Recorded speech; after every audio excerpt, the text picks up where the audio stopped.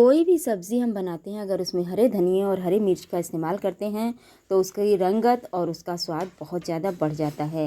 यही धनिया और यही हरी मिर्च जो है गर्मियों में बहुत ज़्यादा महंगा मिलता है या फिर बहुत कम क्वांटिटी में मिलता है।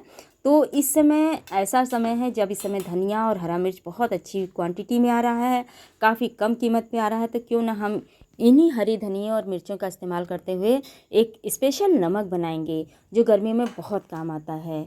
तो चलिए बनाते हैं हम स्पेशल नमक। तो इसके लिए हमने फ्रेश धनिया ले लिया है। इसको कम से कम 5-6 पानी से बहुत अच्छी तरीके से हमने वॉश कर लिया है और इसको पानी निचोड़ने तक रख दिया है। तो ये हमारा धनिया तैयार हो गया है। और यहीं पर हमने हरी मिर्च भी ले लिया है, इसको भी हमने धोकर रख दिया था जिससे कि इसका सारा पानी निचोड़ चुका है। तो यहाँ पर हमने मिर्च का डंठल निकाल दिया है जिससे कि इसको ग्राइंड करना आसान हो जाए। और यहीं पर हमने 3 से 4 ये लाल मिर्च भी ले लिए हैं। और धनिए का हमने वो पार्ट लिया है जिसको हम लोग अक्सर फेंक देते हैं, यानी कि उसका नीचे वाला पार्ट जो तने वाला पार्ट होता है, सारा फ्लेवर इसी में होता है। तो इसको हमने ले लिया है। और ये जो धनिए की पत्तियां हैं ये हमारी सब्ज़ी में काम आ जाएंगी या किसी भी रेसिपी में हम इसको आसानी से यूज़ कर सकते हैं। तो चलिए बनाते हैं नमक। तो इसके लिए ले लिया है हमने ग्राइंडिंग जार, क्योंकि सारा काम हमें इसी में करना है। तो ये जो धनिया का डंठल लेकर रखा है, सबसे पहले इसको हम ग्राइंडिंग जार में ट्रांसफ़र कर लेंगे। और इसको ग्राइंडिंग जार में डालने के बाद पहले एक बार मिक्सी को हम चला लेंगे। तो एक बार हमने मिक्सी को चला लिया है और ये जो धनिए का डंठल वाला पार्ट था उसको हमने अच्छी तरीके से ग्राइंड कर लिया है।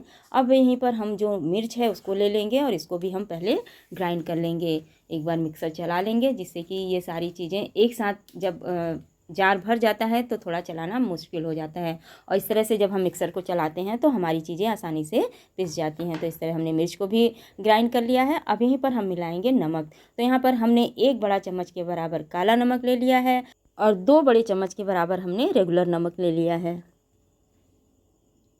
हींग ले लिया है हमने आधा छोटा चम्मच के बराबर। और ये सारी चीज़ों को अब हम ग्राइंड कर लेंगे। हींग डालने से डाइजेशन हमारा बेस्ट रहता है। और जो नमक हम बना रहे हैं इसमें नमक की क्वांटिटी को थोड़ा बढ़ा कर ही रखते हैं।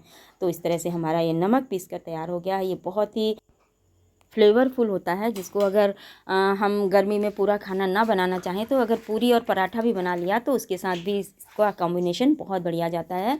चाय के साथ हम 2 पराठा ले लें और इस नमक के साथ खाएं तो उसका स्वाद भी बहुत अच्छा लगता है और हमें किसी चीज़ की या किसी सब्ज़ी की कमी महसूस नहीं होती है। इस नमक को हम फ्रीज़ में रख देंगे तो ये महीनों तक ख़राब नहीं होता है। तो इस तरह से एक बार इस नमक को बना कर रख लें और महीनों इंजॉय करें।